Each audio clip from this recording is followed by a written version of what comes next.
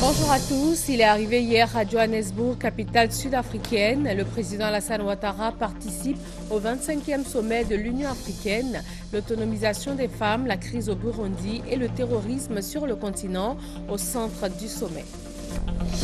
Clôture de la 39e session du Conseil des ministres de l'Organisation pour l'harmonisation du droit des affaires OHADA. Il en ressort principalement des prises de résolution et des nominations aux différents postes internationaux de l'institution. Les 12 commissaires d'accès à l'information ont prêté serment à la Cour d'appel d'Abidjan. Ces membres de la Commission d'accès à l'information d'intérêt public et aux documents publics prennent ainsi officiellement fonction. Nous sommes le samedi 13 juin. Merci d'être avec nous pour ce point de l'actualité sur RTI 1. Le chef de l'État ivoirien, Alassane Ouattara, est depuis hier vendredi en Afrique du Sud. Il prend part au 25e sommet de l'Union africaine à Johannesburg.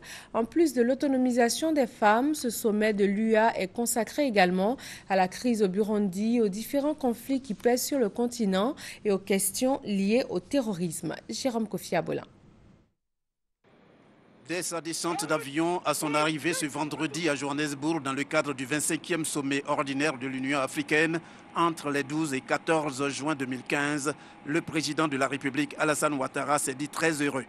Heureux d'être à nouveau en Afrique du Sud, mais surtout d'y être en vue de sa participation au Forum des chefs d'État et de gouvernement du MAEP, le mécanisme africain d'évaluation par les pairs. Pour le chef de l'État ivoirien, cette participation est l'occasion de montrer une fois de plus que la Côte d'Ivoire est de retour sur la scène internationale et à même de contribuer à la consolidation du continent africain. C'est aux environs de 18h30, heure locale, soit 16h30, temps universel, que l'Airbus présidentiel, à bord duquel le président Alassane Ouattara s'est immobilisé sur le tarmac de l'aéroport international de Johannesburg. Le chef de l'État ivoirien y a reçu les honneurs dus à son rang, après quoi le cap a été mis sur l'hôtel réservé pour son séjour en Afrique du Sud. Le président Alassane Ouattara y a pris ses quartiers en attendant la suite du programme du 25e sommet ordinaire de l'Union africaine les samedis et dimanches.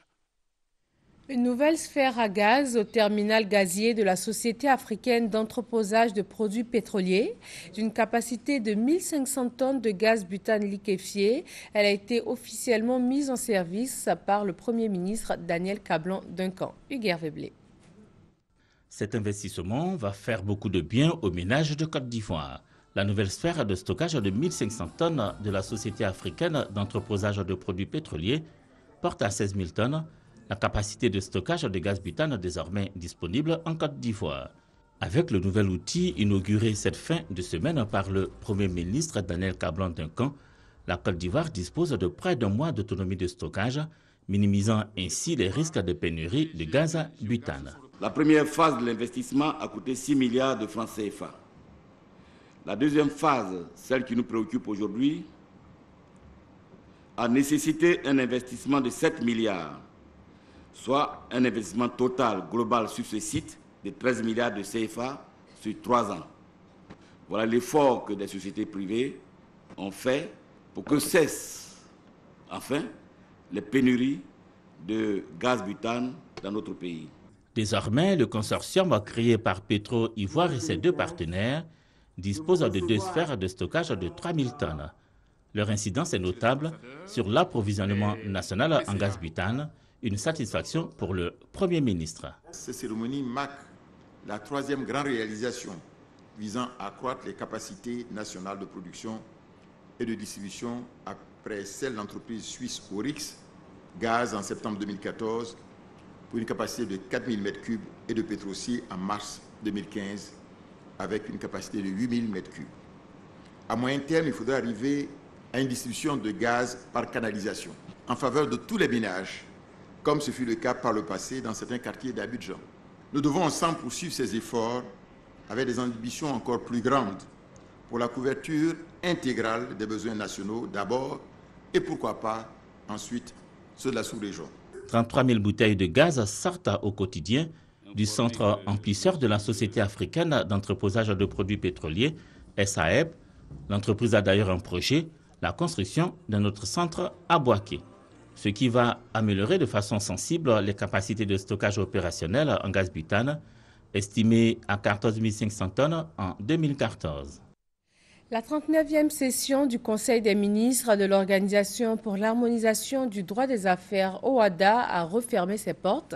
Elle a permis de plancher sur les questions relatives à l'examen de l'informatisation du registre du commerce du crédit immobilier, également des résolutions et des nominations aux différents postes de l'institution. Gabriel Zani. Une sobre clôture des travaux après 15 heures de réflexion et d'échange dans une des salles annexes de l'Hôtel Président. Les ministres de Justice et des Finances de l'Organisation pour l'harmonisation en Afrique du droit des affaires ont passé au pain fin les sujets prioritaires, notamment le fonctionnement des instances.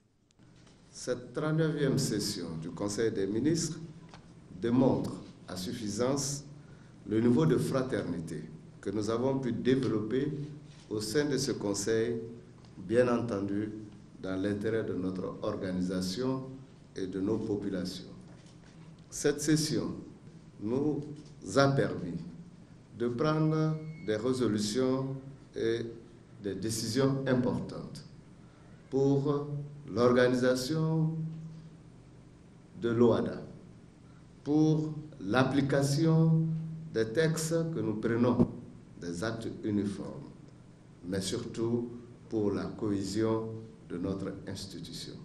Des instructions données au secrétaire permanent de l'OHADA pour diligenter la révision de plusieurs actes uniformes, notamment ceux portant organisation des procédures collectives d'apurement du passif et organisation et harmonisation des comptabilités des entreprises, selon le rapporteur général des travaux. Tout ce qui est l'informatisation, la sécurisation des actes judiciaires, que la Côte d'Ivoire a entamé déjà depuis plusieurs mois, dont certains États vont y prendre exemple. L'harmonisation veut aussi dire que chaque État puisse fonctionner de façon égalitaire et surtout que le même droit soit appliqué partout. Pour le secrétaire permanent de l'OHADA, ces travaux sont des acquis énormes pour l'organisation. Il s'agit, après 21 ans de vie de l'OHADA, de faire le point, de voir ce qui poserait problème quant au fonctionnement normal et régulier des institutions. Et pour donner encore plus d'efficacité à cette organisation qui, tout le monde l'a dit, tout le monde le dit, a quand même produit beaucoup de résultats positifs. Des nominations au poste de directeur des ressources humaines de l'administration générale de l'OHADA, directeur financier et comptable et de juristes référendaires ont été faites au terme de la réunion.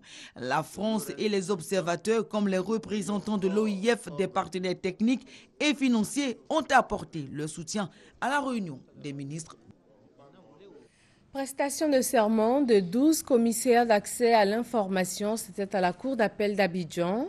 Les membres de la Commission d'accès à l'information d'intérêt public et aux documents publics entrent ainsi officiellement en fonction. Patricia Omouetia. Sous la conduite du président de la Cour d'appel, les membres du Conseil de la Commission d'accès à l'information d'intérêt public et aux documents publics entrent officiellement en fonction. Monsieur Kébé Yakouba. Je le jure.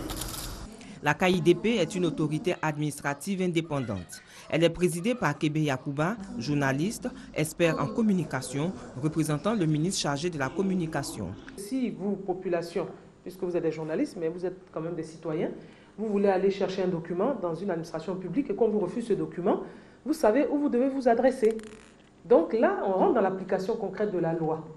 De sorte que si on vous refuse le document pour diverses raisons, vous avez une structure vers laquelle vous devez vous tourner pour protester. Et lorsque vous le faites par écrit et que cette structure, donc la KIDP, reçoit votre, à la limite, réclamation, qu'est-ce qu'elle fait? Elle écrit à l'organisme. La commission a entre autres pour mission de permettre l'accès des citoyens aux informations et documents reconnus d'intérêt public détenus par l'administration afin de favoriser ainsi la transparence dans la gestion des affaires publiques de l'État. C'est par un décret pris en Conseil des ministres que les 12 membres de la KIDP ont été nommés. 10 ont prêté serment et les 2 autres membres absents pour mission à l'extérieur prêteront serment ultérieurement. 613 millions de nos francs en matériel informatique et mobilier de bureau. L'Union européenne apporte cet appui important à la Côte d'Ivoire dans le cadre du programme d'appui à la gouvernance. Il vise à renforcer le processus de mise en œuvre du plan national de développement. Jean-Jacques Kwame. Il s'agit entre autres de 310 ordinateurs de bureau, 394 portables, 118 imprimantes multilaser, 177 bureaux agents, 116 armoires de rangement. Preuve de la bonne marche des relations entre l'État de Côte d'Ivoire et l'Union européenne. Ce geste est destiné aux structures nationales en charge des programmes de développement économique. Je suis confiante que ces efforts que l'Union européenne consent à notre égard serviront de source de motivation supplémentaire en vue de l'amélioration de l'efficacité de notre service public. Je voudrais également rassurer l'Union européenne de ce que les heureux bénéficiaires de ces équipements en feront un bon usage dans l'esprit de l'amélioration de leur efficacité pour une administration publique plus performante. Coût global de ce don de matériel informatique et de mobilier de bureau, 613 millions de francs CFA. Il s'inscrit dans le cadre du programme d'appui à la gouvernance signé entre la Côte d'Ivoire et l'Union européenne en novembre 2014 pour une durée de 6 ans. Ces matériels que nous livrons, ces actions que nous entreprenons en coopération les uns avec les autres visent au fond à faire de la Côte d'Ivoire un pays pleinement moderne. Financé par l'Union européenne à hauteur de 7,2 milliards de francs CFA, le programme d'appui à la gouvernance vise à renforcer le processus d'actualisation et de mise en œuvre du PND, Plan national de développement, par l'amélioration de la gestion des finances publiques. Les meilleurs agents de la Direction générale des impôts distingués pour cette 14e édition de la célébration du prix de l'excellence, les agents récompensés ont été invités à redoubler d'ardeur dans le travail. La régie financière a saisi l'occasion pour faire un bilan à mi-parcours de son exercice et il est jugé satisfaisant. Chantal Akanda. Elles sont 11. Les personnes célébrées à cette 14e édition du prix d'excellence de la Direction générale des impôts, DGI. Le prix d'honneur est revenu au ministre chargé du budget, Abdraman Cissé. Selon les critères de choix du jury, ces agents se sont illustrés par leur rigueur, leur compétence, leur professionnalisme et leur innovation dans l'accomplissement de leur mission au cours de l'année 2014. Parmi eux, Séraphin Diallo, distingué lauréat des lauréats. Aujourd'hui, avec ce prix, c'est une obligation supplémentaire qui pèse sur nous, puisque nous n'aurons plus le droit de faillir. Depuis notre entrée à la Direction générale des impôts, nous avons accordé une place très importante à la conscience professionnelle. Le directeur général des impôts a dit être fier de l'intérêt que portent ses agents au travail bien fait. Il a souligné les résultats satisfaisants obtenus en 5 mois par la DGI. Cette année 2015, nous avons un objectif de 1672 milliards. À la fin du mois de mai, c'est-à-dire 5 mois, nous sommes à 645 milliards. Nous devrions prendre notre part dans les 5 000 milliards que la Côte d'Ivoire a comme budget 2015. Le ministre chargé du budget, Abdraman Cissé, et le parrain de la cérémonie, Koné Mamadou, ont tour à tour salué cette fête du mérite. Ils ont aussi encouragé les lauréats à demeurer les porte-flambeaux de la qualité de l'administration ivoirienne. Le choix du thème du prix d'excellence 2015, la Direction générale des impôts et l'amélioration de l'environnement des affaires, s'inscrit dans le cadre des réformes entreprises par la DGI, en vue d'une meilleure collaboration avec les opérateurs économiques, à savoir la disponibilité de la version électronique du Code général des impôts et celle de la version électronique du livre foncier. Prévenir les conflits, parvenir à les éviter, c'est l'objet de la formation que les préfets et chefs traditionnels ont reçue. La Direction générale de l'administration du territoire et l'ONUCI entendent donner aux préfets et chefs traditionnels des outils et méthodologies de gestion des crises communautaires. Michel Digré. La nécessité de mettre en place un cadre opérationnel de mécanismes de consolidation de la cohésion sociale se fait de plus en plus sentir à l'approche de la présidentielle de 2015. Et pour cause. Comme vous le savez, les élections ont toujours entraîné des passions. Ce sont des moments en Afrique où tous les moyens sont utilisés pour mobiliser les électeurs. Malheureusement, pendant cette période, dans nos pays, on note trop souvent une multiplication de discours partisans, de discours incendiaires, intolérants, qui provoquent des tensions et qui entraînent la violence. L'ONUCI et la Direction générale de l'administration du territoire ont donc décidé d'instruire les autorités préfectorales et les chefs traditionnels sur les instruments d'analyse et de prévention des conflits et de gestion communautaire. Les participants seront formés sur les outils, les méthodes de gestion, les méthodes d'anticipation des conflits, les actions à mener pour le renforcement des capacités de leurs administrés. Ce projet est important parce qu'il nous permettra d'avoir une cartographie des conflits sur l'ensemble du territoire national. Cela nous permettra de systématiser la gestion de certains conflits. Après Abidjan, 5 régions sont concernées par la phase pilote du projet. Il s'agit du Kabadougou, de la Maraoué, du Sud-Komoué, des Grands Ponts et du Guémon.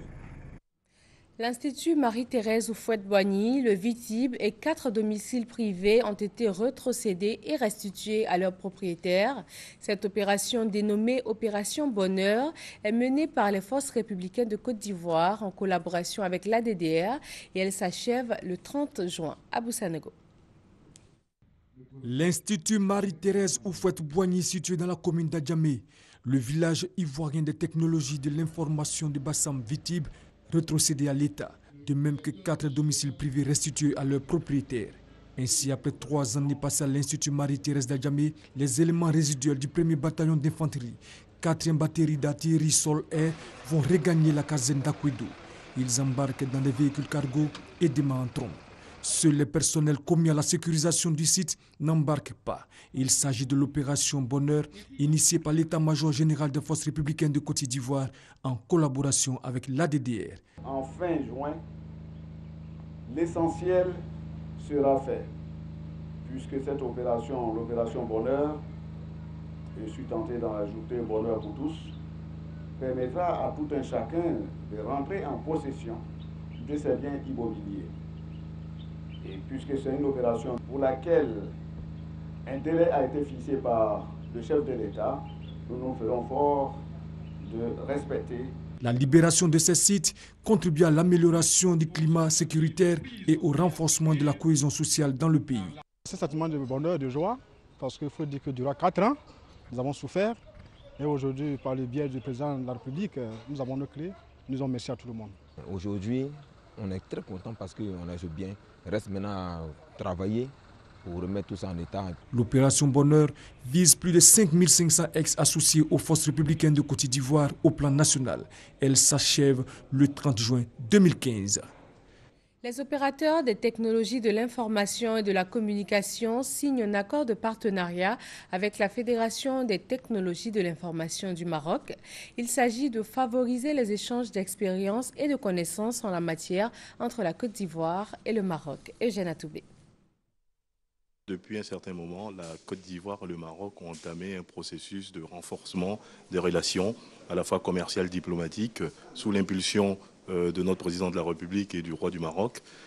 Et dans ce cadre, chaque secteur d'activité devait mettre en place une dynamique de coopération avec des opérateurs de chacun des pays respectifs. Au regard de la motivation qui a présidé à la signature de l'accord de partenariat entre le groupement des opérateurs du secteur des technologies de l'information et de la communication de Côte d'Ivoire, GOTICSI, et la Fédération des technologies de l'information, des télécommunications de l'offshoring du Maroc, APEBI, c'est un partenariat gagnant-gagnant entre les deux structures. Cette première pierre d'édifice, c'est pour accompagner aussi bien les entreprises ivoiriennes qui veulent se développer dans la sous-région que les entreprises marocaines avec une certaine expertise qui ont envie de tisser des relations de partenariat avec leurs homologues ivoiriens pour travailler aussi bien le marché ivoirien que le marché de la sous-région. Ce partenariat entre le GOTICSI et l'APEBI vise le renforcement des capacités des opérateurs ivoiriens afin qu'ils soient plus compétitifs et capables par ailleurs d'affronter tous les grands chantiers stratégiques au niveau de l'économie numérique. Ce partenariat permettra en outre aux opérateurs de bénéficier de l'expérience et de la qualité de l'offre de services de l'opérateur marocain. Le GOTICSI est la plus importante organisation patronale du secteur des TIC en Côte d'Ivoire. Il regroupe environ 70 entreprises spécialisées en génie logiciel, intégration de solutions, construction et vente de matériel informatique et fourniture d'accès Internet. La journée du partenariat scientifique ivoiro-suisse a été célébrée à l'université Félix Houphouët-Boigny de Cocody. Au menu, le renforcement des liens dans le domaine scientifique entre les universitaires ivoiriens et suisses. Issa Yeo, Franck Wadio. Depuis 1951, la Côte d'Ivoire et la Suisse coopèrent dans le domaine de la recherche scientifique. Cette coopération a permis à plus de 200 étudiants-chercheurs ivoiriens d'obtenir des bourses d'études de la Suisse. Pour renforcer cette collaboration entre les deux États, le Centre suisse de recherche scientifique en Côte d'Ivoire, CSRS, et l'université Félix Houphouët-Boigny ont organisé ce jeudi une journée en l'honneur de ce partenariat.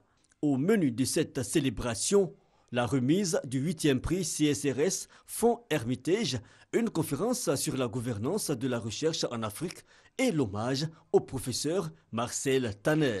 Le Centre suisse de recherche scientifique existe en Côte d'Ivoire depuis plus de 50 ans et ce partenariat s'est accru ces dernières années.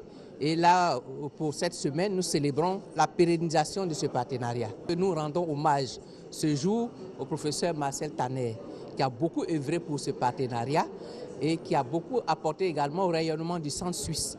C'est un partenariat particulièrement fructueux qui profite à tout le monde, qui profite à la Côte d'Ivoire mais aussi à l'Afrique de l'Ouest. La Côte d'Ivoire gagne beaucoup dans ce partenariat, dans la formation des chercheurs qui sont suivis et qui sont financés par les projets suisses.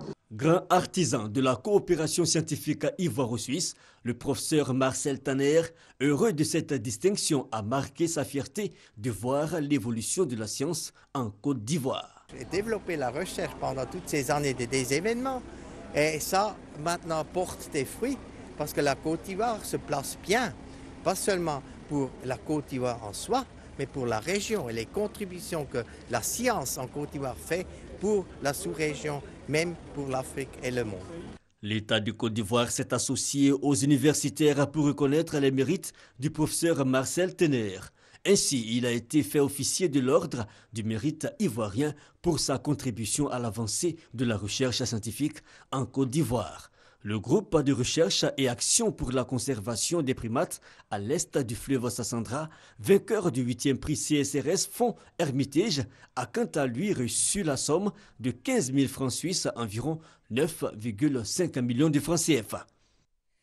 Assurer l'autosuffisance énergétique dans les différents États membres, une des solutions proposées par l'UEMOA afin de lutter contre les nombreux problèmes posés par le changement climatique. Mamadou Kouassi. La déforestation, l'une des causes du changement climatique, gagne chaque année du terrain en Côte d'Ivoire et dans les autres pays de l'espace UEMOA. Cette situation inquiète les élus locaux, porte-voix des populations, premières victimes de ce phénomène. Comme je dis qu'il y a le changement climatique est vécu, aujourd'hui, l'harmattan qui souffle, hier ça était aux frontières de Burkina, aujourd'hui l'harmattan souffle à Abidjan, ce qui veut dire qu'il y a eu la déforestation.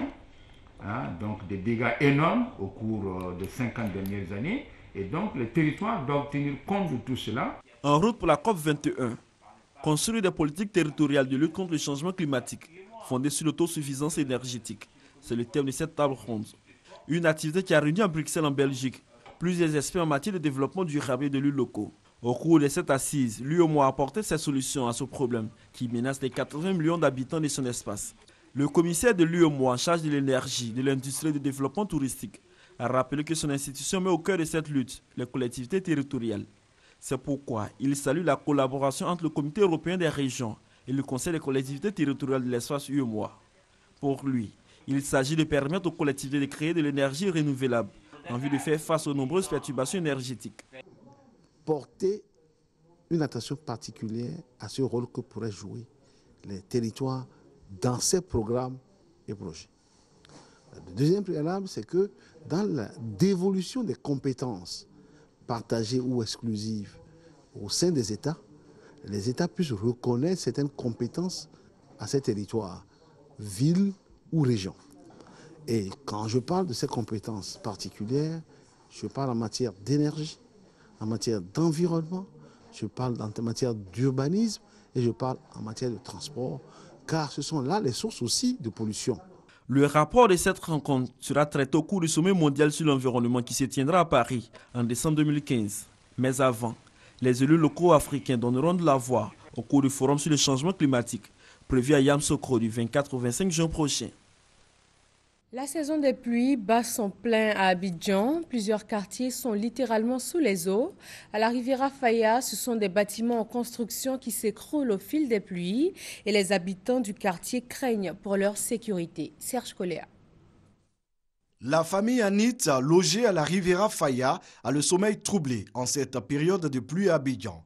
Et pour cause, quand il pleut, les bâtiments du chantier contigus à leur habitation se fissurent, s'affaissent et s'écroule par endroits. La dernière pluie en date a encore fait des dégâts. La cuisine a pris un coup. Donc c'est comme ça que nous avons quitté l'autre maison. On s'est mis, disons même, on avait quitté même la maison, on était allé chez notre frère. Mon souhait, c'est que le ministère vienne jeter un coup d'œil, voir réellement ce qui se passe et détruire l'immeuble. Parce que je ne suis pas en sécurité avec mes enfants. Sur le chantier, une machine s'attelle à dégager un des bâtiments qui n'a pas résisté à la pluie. Le propriétaire du chantier absent, un de ses proches, tente de donner des explications. On a décidé d'envoyer un Caterpillar pour qu'il vienne faire son travail en même temps. Pour ne pas que ça gêne les autres bâtiments en fait. C'est le milieu seulement qui a été touché. La construction n'a pas été faite en tant que telle. Vous observez avec moi que les matériaux de construction ne sont pas de point. Vous voyez ce qui est juste à côté. Ça envoie comme on appelle, de s'écrouler d'un moment à l'autre. Visiblement, ce chantier, avec ses bâtiments aux murs fissurés, constitue un véritable danger pour les populations. Parlons tourisme avec le lancement du compte satellite du tourisme en Côte d'Ivoire. À quoi répond ce nouvel instrument? Quelle est son importance? La réponse avec Patricia Omouetia. Le tourisme est un amalgame de diverses branches d'activités telles que le transport, l'hébergement, la restauration, les loisirs et spectacles et les agences de voyage. Le compte satellite du tourisme est un nouvel instrument statistique conçu pour mesurer ses biens et services. L'objectif du ministère du Tourisme est de disposer de données fiables et périodiquement actualisables en vue de mesurer la contribution du tourisme à l'économie nationale. Le flux touristique, d'une part, en interne, de l'extérieur, et les revenus vraiment bien précis du tourisme dans les différents secteurs de l'économie ivoirienne. C'est une étude qui va durer une douzaine de mois. Donc on pense que d'ici le mois de juin 2016, on sera à mesure d'avoir des données précises sur notre secteur d'activité. Une étude menée par le BNET avec la mise en place d'un comité de pilotage et d'un comité technique pour le suivi du projet. Le ministère voudrait savoir avec des chiffres, des statistiques précises, le nombre de touristes, ça la contribution du tourisme à l'économie. C'est donc cette étude qui a été confiée au BNET et on appelle ça donc les comptes satellites du tourisme. L'Organisation mondiale du tourisme recommande l'élaboration des comptes satellites du tourisme. Seulement 4 pays africains ont réussi à élaborer leurs comptes satellites du tourisme. L'Afrique du Sud, le Maroc, le Gabon et la République démocratique du Congo. Il est donc primordial pour la Côte d'Ivoire de disposer d'outils nécessaires au management du développement touristique. Premier grand meeting de campagne pour Hillary Clinton, candidate à l'investiture démocrate aux États-Unis. Elle souhaite devenir la première femme à diriger les États-Unis et dit vouloir s'opposer en championne de la défense des Américains moyens. La sprinteuse ivoirienne Muriel Aoré remporte le 100 mètres d'Oslo en Norvège. L'Ivoirienne est arrivée en 11 minutes et 3 secondes devant la Jamaïcaine Veronica Campbell. Et voilà pour ce journal. Merci de nous avoir suivis. Prochain point de l'actualité, 18h sur RTI 1.